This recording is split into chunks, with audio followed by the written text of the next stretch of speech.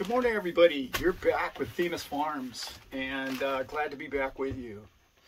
Today, compared to some of our other videos, is going to be a bit controversial. Not with farmers, but with the pressure or the world or life or business situation that we find ourselves in today. I'm going to start this off with a story. I recently had a big holiday weekend. Many of you may or may not know, I am a boat captain, part-time, and I am a farmer, part-time. We are a farm-to-table, small family-run business. On the boat, you know, we're having a great day. Everybody's having a good time. And I'm talking to an old friend that I've known for 10, 12 years, okay? She grew up on a farm in Wisconsin. And she always talks about, you know, she's pretty close to my age, and she's always talking about how amazing her childhood was. To give you some reference, she now lives in a city, San Diego, a beautiful area of San Diego. And it has an amazing life, but she always reflects back to her childhood and raising the animals around the farm. They were a big commercial farm, but they pretty much did sell, you know, product to other people around. That's not really what the story's about. She and I always talk about my farm. She's so excited. She lives vicariously through me, as a lot of people do who can't afford a farm, and maybe that's why you're watching this video, is you either can't afford one, or you don't have the property, or you don't have the ability to start a small farm like Elizabeth and I have, and you will one day if it means enough to you. You can make this happen. So I'm telling her about how, like, my meat shop is ready. I've built a butcher shop. And, you know, I bought a tractor that's, you know, strong enough to actually hoist, you know, the pigs where I can, you know, clean them and get them into my meat shop in my walk-in cooler. And I'm trying to be somewhat discreet, you know. I'm an employed person at that moment there, and it's not for everybody, I suppose. So it's, you know, I'm trying to just talk to this gal about this. Her friend storms away, stomps off, and I was like, oh wow, boy, I wasn't even talking about butchering necessarily, the process of it, just the fact that I do, you know, my own butchering. And I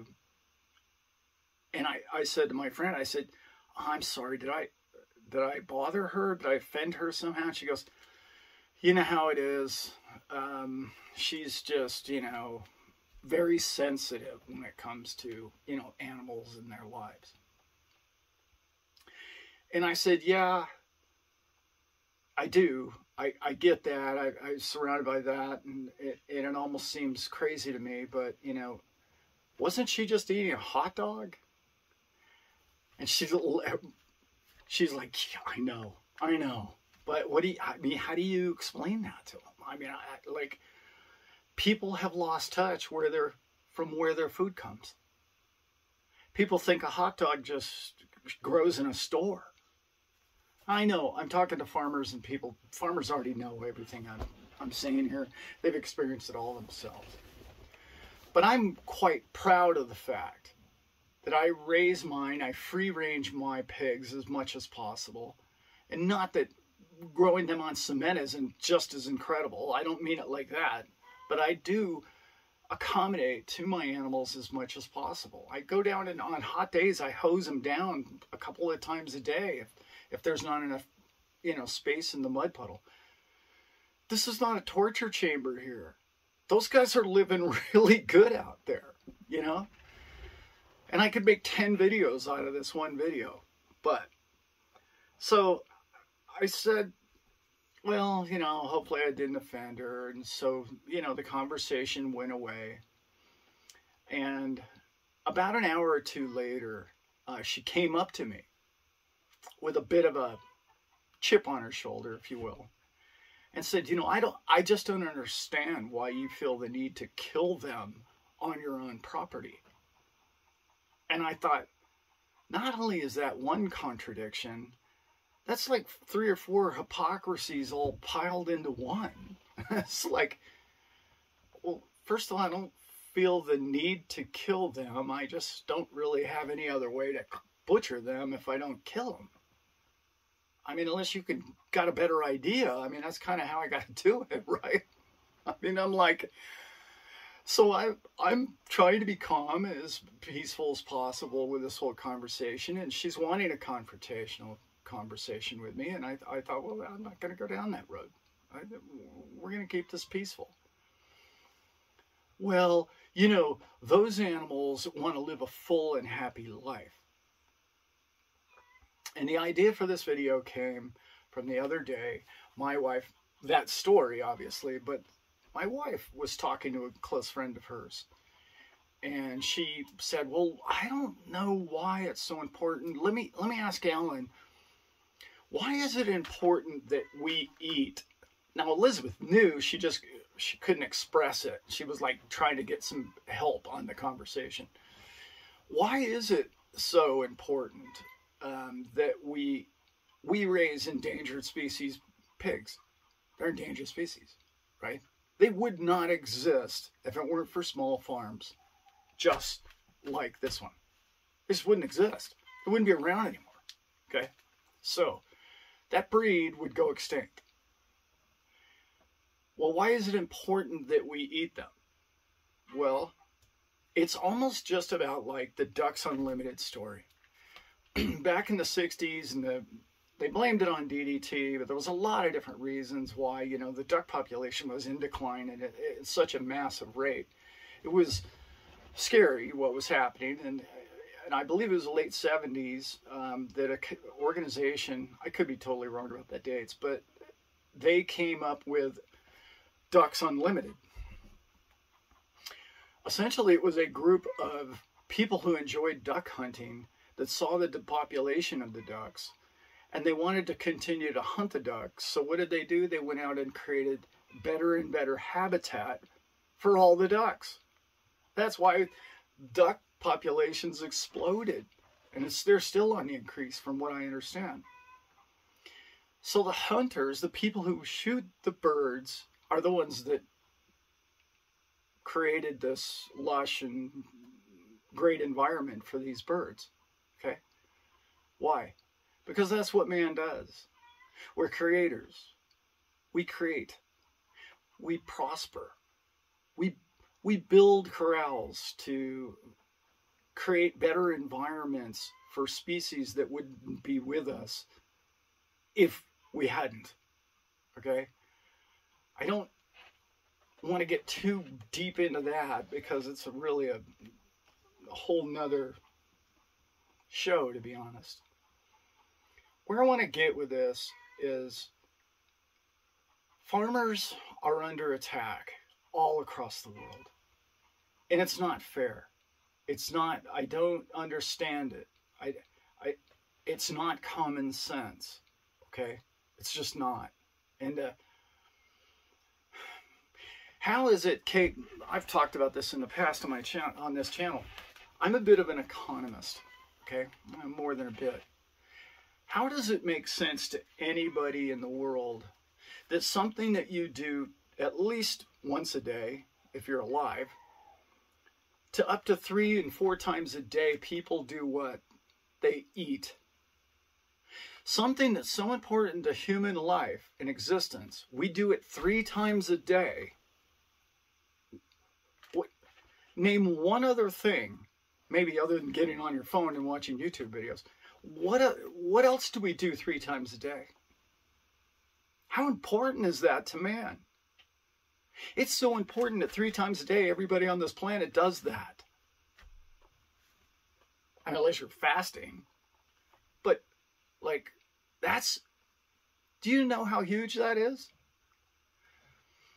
And I talked about this before with people.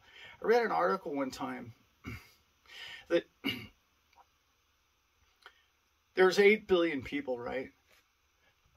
There's over 12 billion meals consumed on the face of this planet every single day. 12 billion meals. Do you know how incredible that is? Do you know how prosperous this planet is? Do you know how well we're thriving and how well we're doing? And who do they owe that to? Who do they owe the 12 billion meals to? You, the farmer. That's right, the farmer. And now we have people and legislation and Davos and the New World Order trying to tell us that we're doing it wrong. Okay, all right. I'm okay with if you can come up with a better plan. I'm okay. I'm open ears. Do you have a working project? No, you don't. Do you have a solution? No, you just can't do it the way you're doing it. Do you have other things that you support, such as, let's see, the military-industrial complex that uses 50 times as much carbon and whatever they're concerned about, I suppose nitrates, and carbon emissions? Why didn't you go after them first? I'm not bagging on the military, but is the military feeding people 3 times a day? Why did you target the farmer? That's beyond me. And you know, at your little meeting at Davos, did they serve lunch, dinner, breakfast? Yeah, I'll bet they did. And I'll bet there was coffee and tea there too. And you know what? Somebody grew the coffee and tea, didn't they? That was a farmer, okay? Not only that, you flew there in a private jet.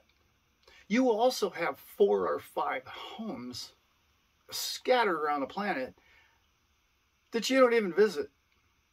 How do I know that? I work for billionaires. I know they do. They don't even visit. I know billionaires that have yachts that have never been on them. Never. I had a captain friend of mine who ran a boat for 3 years and never saw his boss. Can you imagine that? He told the captain to drive the boat to somewhere exotic. And when you get there, call me and maybe I'll make time to go hang out on my own boat. And they're coming after the farmer? Gee, I don't know. Maybe they should look in the mirror. I don't know. I'm not trying to say they're our problem or this is insurmountable. I'm just saying that unless you come up with an efficient, better solution, why are you telling people you can't do something? We need your help. We need your support. We don't need you tying one of our arms behind our backs. We're all in this together. And you know, when we printed all that money like 2 years ago, did any of it go to farming? No. 80% of the money. They gave you and I 20%, right? Roughly. Stimmy checks, whatever you want to call them. Did any of it go to farming? Did any of it go to farming research? How to make us more profitable? No. What I should have said to the lady is, well, next year I'm going to offer you a cricket hot dog. Of course, that would take a farmer too, right? I didn't mean to get all worked up, and that's not normally about what our channel is all about. We have to ask ourselves some hard questions. And the farmers are the only ones asking the hard questions. But they're not being heard. That's why they're slinging fertilizer all over the buildings of, let's see, Spain, Portugal. There's too many to count. Italy. All over Europe. All over Canada. All over the US. farmers are not happy. Why? Nobody wants to be treated poorly. Nobody wants to be told they're the problem with pollution on the face of the planet. And does it make any sense at all to any of you? Let me ask this hard question to anybody who opposes anything I've just said. Okay, can you prove that not using farming fertilizer changes the air quality of the air next year? How do you calculate that? What's your calculations for that? Are they going to come out and say, look, thank God we got rid of all those European farm practices because our air right now is so much better than it ever used to be? I mean, do they understand that third world countries are consuming more and more and more fossil fuels? Do you know that you would not be able to measure whether or not Spain quit using fertilizer because the other third world countries that are up and coming are having more and more people come from poverty to the middle class? Think about that. And what happens when people come from poverty? Oh, they quit walking or riding a bicycle and they start riding motorcycles or cars. China in the last 10 years is producing way more carbons than they did before. Why? Not because of farming. It's because that's what man does. Man goes forward and man burns fossil fuel currently. If you want to be good stewards or good leaders of the face of this planet, the leaders of men, give us something to go to. I'm a boat captain, and you don't step off of a sinking boat unless you've got a life jacket or a lifeboat to step onto, unless you really have to. Give us an alternative. Give us something that'll work. Don't just tell somebody they can't do it any longer. That's not leadership of men. I can't run my business that way.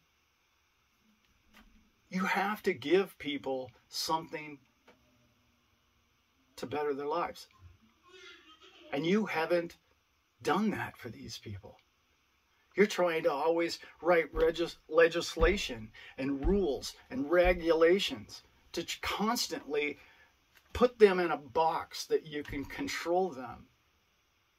That's not leadership. We need better leadership than that. And this isn't political. This is bigger than politics. I hope everybody understands. I don't have a political bone in my body. It's not about politics, people.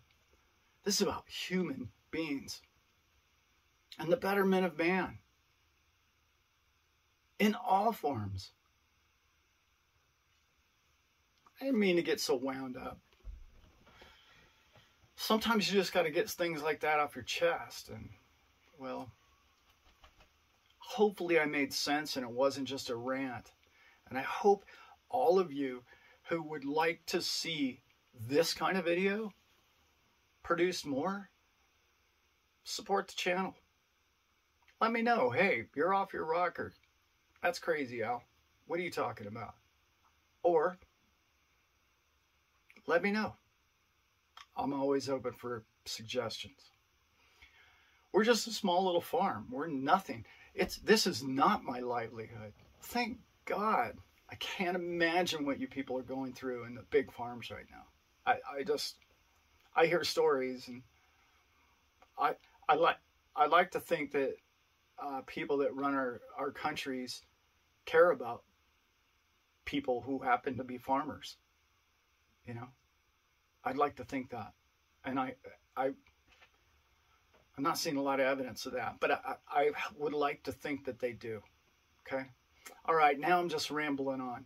Hope you guys got something from the video, and I'll see you guys real soon. right here on this channel. Thanks for being with us.